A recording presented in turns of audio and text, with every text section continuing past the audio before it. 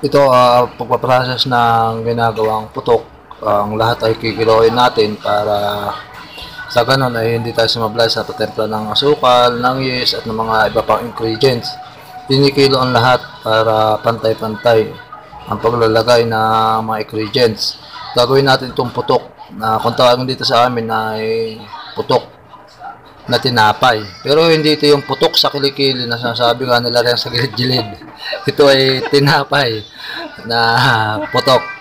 Okay, mga kaibigan, ayan na, minamasa na, minimixer na yung ating harina para sa processing ng pagkagawa ng putok. 1 hour later. Dito ang gagawin namin ay putok. Putok na tinapay. Hindi sa kilikili. Para sabay-sabay na mamaya pag nagluto, pagkatapos ng buns, putok naman, tapos hopya, hopyang Pinoy. Kung tawagin dito sa amin, ito tinapay na ginagawang ito ay putok.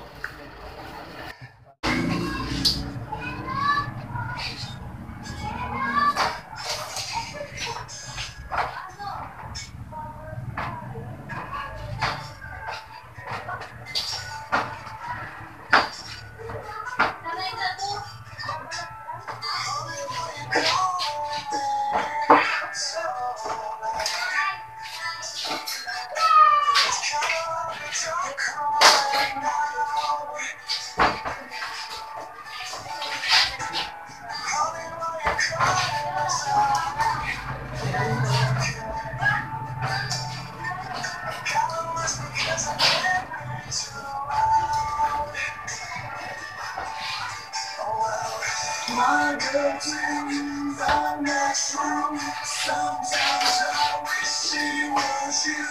I guess we need to say with a in your voice, say my name, it sounds so sweet. I'm gonna live something.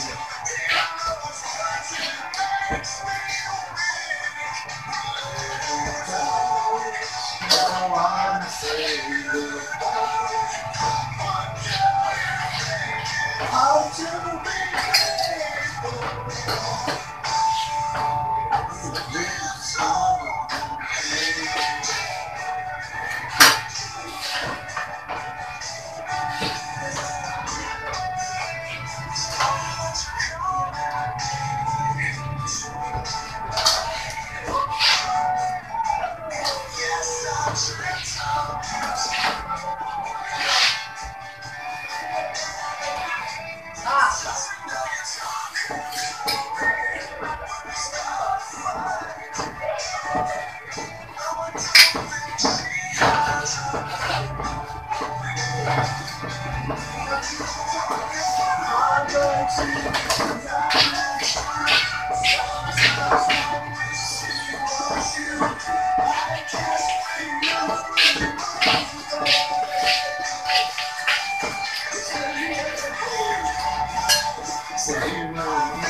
Sounds so sweet.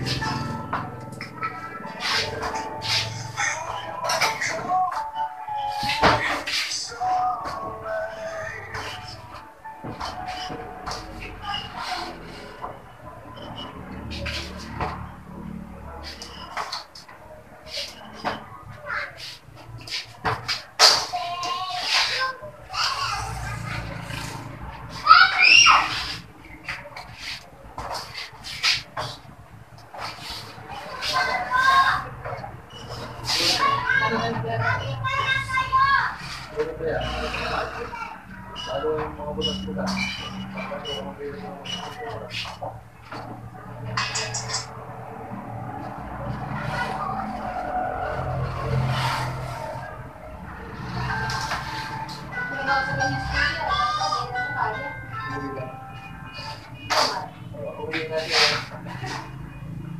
daw, masakit sa ano, kasi ngayon ako eh. Naghahalo daw sila.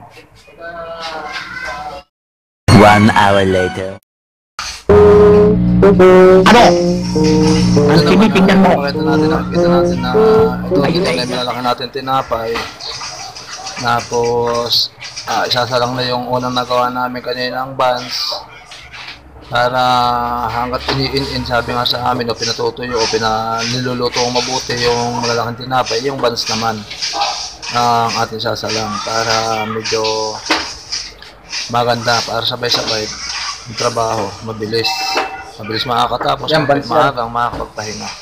So yan na nga, mamaya makikita nyo, aahunin yung putok, aahunin na yung iba, o kaya sasalang din yung ibang putok na tinapay hanggat nag-aahon ng buns. Ganun lang yan. Kita naman ninyo. A few moments later. Dito, mag-aahon na tayo ng lutong tinapay, mga buns na luto. At makikita nyo may bagong salang sa ilalim. Kaya, yan, sige ang ahon ng mga lutong tinapay natin, ilalagay na yan dyan. Para pagka may bumili o may order, ilalabas talaga yan. Saka ilalabas din talaga yan para display. At yung iba naman, sasalang natin uli. So yan, makikita nyo, iaasog yung nasa ibabaw, nasa ilalim, lalagay sa ibabaw. Yan na kasi malapit na maluto, yan nasa ilalim na yan. Tinapay, buns. Tapos magsasalang ng panibago tayo. Lubuto ang datong ngayon. Maglalagay tayo ng bagong salang sa ilalim. Yan yung mga sariwa pa natin. Yan ang mga luto. Kung tawagin na rito sa amin, buns, in-inin. Basta't namulan naman ibabaw niyan, yan, luto na yan. Binapalatandaan. Huwag mo sobrang masusunog din. Then, na mabibili. Loki na may ari ng paladerya.